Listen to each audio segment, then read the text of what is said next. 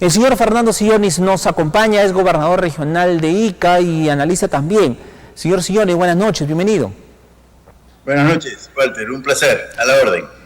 Señor Fernando Sillonis, a ver, todavía dicen, hay una tensa calma, que el nivel de violencia o los actos de violencia no van a pasar todavía. Hay que estar como que atentos a lo que pueda desarrollarse el próximo año. ¿Usted lo prevé de esta manera?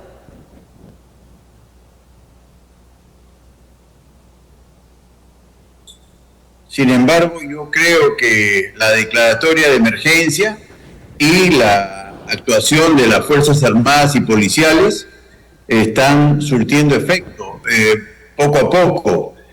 Mi crítica es que no explican en qué circunstancias han ocurrido las fatalidades, ¿no?, que todos hemos lamentado. Yo lo que he visto es mucho vandalismo. Yo lo que he visto es aeropuertos agredidos, locales de fiscalías, comisarías incendiadas, y bueno, aquellos que han perpetrado esos actos, digamos, se han expuesto, y si han caído en esas circunstancias, pues los responsables directos serían los vándalos, ¿no? Y yo quisiera ver una mayor explicación. Yo estoy seguro que las autoridades deben de tener videos o cosas por el estilo. Lo peor es dejarlo todo en la ambigüedad y algunos dirán que ha sido una masacre de las Fuerzas Armadas. Yo lo dudo, pero en fin, eso tiene que corroborarse. Y yo lo que he visto es vandalismo puro y duro, ¿no? Yo he visto a personas incendiando locales públicos y privados, y bueno, cuando uno incendia un local público o privado, pues se expone a una bala, a una respuesta violenta, ¿no? Así que falta la explicación, pero yo creo que el país está mucho más pacificado que hace 2 semanas, ¿no? Yo estoy en Ica en este momento y la cosa está tranquila. Pues el 14, 13, 15 de diciembre, esto era un desmadre, ¿no? Y eso ya no está ocurriendo. Así que estemos vigilantes y espero que digamos, domine pues la paz, la tranquilidad, la concordia, el trabajo, la libertad, ¿no? Señor Sillonis, el gobierno de Dina Boluarte está dando, ¿cree usted, decisiones o está adoptando decisiones que son correctas? El estado de emergencia por un lado, que aparentemente ha funcionado, poner al señor Alberto Otárola como presidente del Consejo de Ministros, ¿no? El ir a entrevistas un poco para informar. ¿Qué más le falta, cree usted, a la señora Boluarte?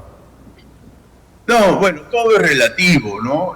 Comparando a la presidenta Boluarte con el expresidente Castillo, hay un abismo de diferencia, ¿no? Una persona mucho más inteligente, mucho más honrada, espero no equivocarme, y con el tino de reclutar a personas que daría la impresión son mucho más calificadas. Yo no conozco al ministro Otárola, pero por lo que estoy viendo en estos pocos días de su gestión, es un ministro que sabe comunicar, es firme y me parece que están haciendo las cosas bien. Dicho esto, Walter, yo soy en cierto sentido escéptico con respecto a lo que vaya a pasar. El problema no es solo pues en el presidente de la República y el gabinete, ¿no? El problema está también en las regiones, en los gobiernos municipales, en los ministerios, y la corrupción, incluso en la policía y la fiscalía que tantos destacamos y celebramos. Yo creo que el problema es enorme, pero repito, no es el momento de criticar al gobierno. Ahora, en términos de servicios estatales, yo creo que el Estado peruano es inviable tal como está organizado. Yo creo que nunca los municipios van a resolver el problema del agua potable, nunca van a resolver el problema de la basura, nunca van a resolver el problema de la vivienda, que es tremendo, y por el lado del gobierno central y gobiernos regionales nunca, tal como están organizados, nunca van a resolver el problema de la salud y la educación, ¿no? Incluso la seguridad. Ahora, así que ahí hay una propuesta mucho más radical de mi parte, que tiene que ver con crear instituciones autónomas especializadas para cada uno de estos servicios.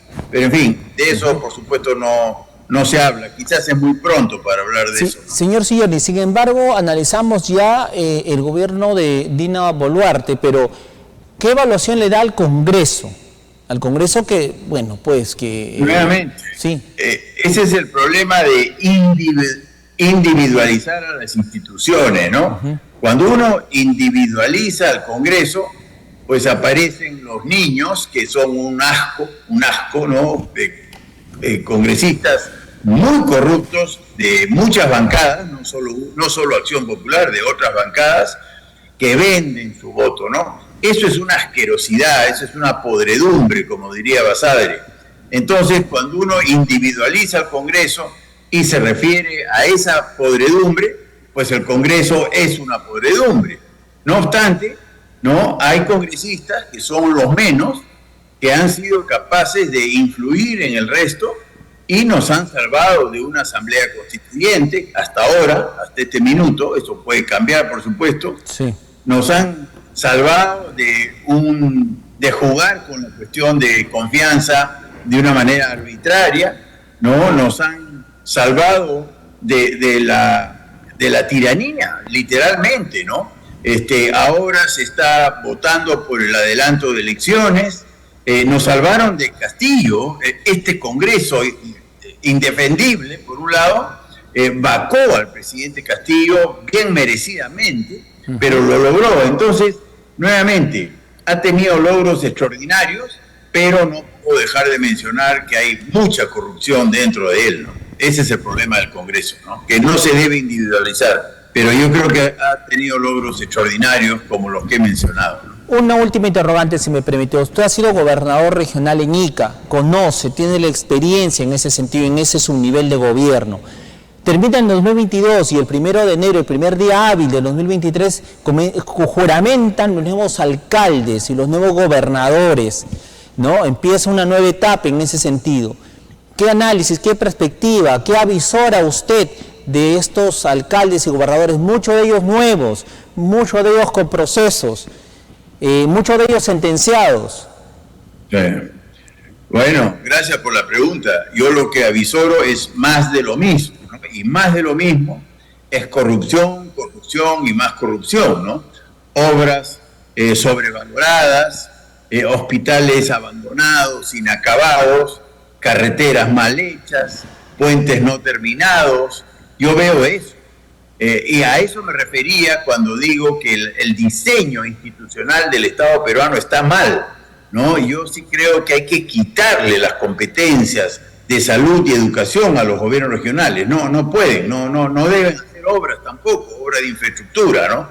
Yo soy de la idea de profesionalizar la administración del canon minero, o sea, quitarle las competencias a los alcaldes y gobernadores regionales de la administración del canon. No se le puede dar plata de canon a ningún gobernador, a ningún alcalde, y más bien formar comités de gestión, como se hizo en Panamericanos con mucho éxito, ¿no?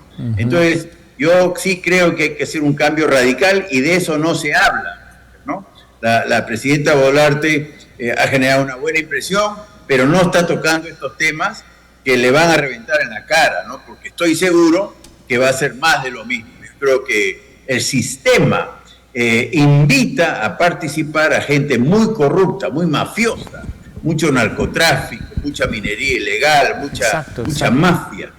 Y eso va a seguir, me parece. Y ahí va a haber un binomio muy complicado: ineficiencia, incapacidad y corrupción, ¿no? Claro. Muchos piden recursos, pero terminado en 2022 no se llega ni al 50, 60, 65% de recursos solamente invertidos. El resto no se gastó, no se pudo gastar. Sí. Y de esos 65%, obras que finalmente no tienen impacto hacia la población. Claro. Señor Fernando Silloni, bueno fuera que solo se deja de gastar. Lo peor de todo es que hay mucha coima, mucho soborno. En lo poco que se hace hay mucho soborno, ¿no? Entonces es doblemente peligrosa la situación, ¿no? Ahora, que los consejos regionales y los municipales pues hagan su verdadera labor de fiscalización y la ciudadanía sobre todo también esté atenta, que eso es lo importante, ¿no? Que la ciudadanía no sea indiferente. Más en la ciudadanía que en los consejos regionales y los regidores municipales, ¿no? Ahí también hay mucha corrupción. Yo lo viví en Ica y me topé con un consejo regional de 9 miembros nada más, pero aunque parezca mentira, había corrupción, ¿no? Había coimas, había chantajes para aprobar normas, ¿no? En favor de algunas ciudadanos. Pero entonces, nuevamente, la corrupción es la madre del cordero y no hemos resuelto ese problema. Con su experiencia, señor, al igual que en mi gestión, en la gestión que me sucedió y esta que se inicia en enero, muchos corruptos han llegado a ejercer cargos políticos. Pero con su experiencia, una respuesta chiquitita, con su experiencia, ¿cómo extirparla, por ejemplo? ¿Cómo extirpar la corrupción en los gobiernos regionales, en los gobiernos municipales, por ejemplo? No, nosotros lo extirpamos recurriendo a servir, ¿no? Y pura meritocracia, así como el BCR, ¿no? Nada de recomendado, ningún militante, nada de ningún partido. Todos fueron gerentes públicos de servir. El problema es que terminamos nosotros y mi sucesor destituyó a los 20 y tantos gerentes públicos que hicieron un gran trabajo en salud y educación. Entonces, uno extirpa, pero rebrota. Por eso yo digo que hay que cambiar el diseño institucional.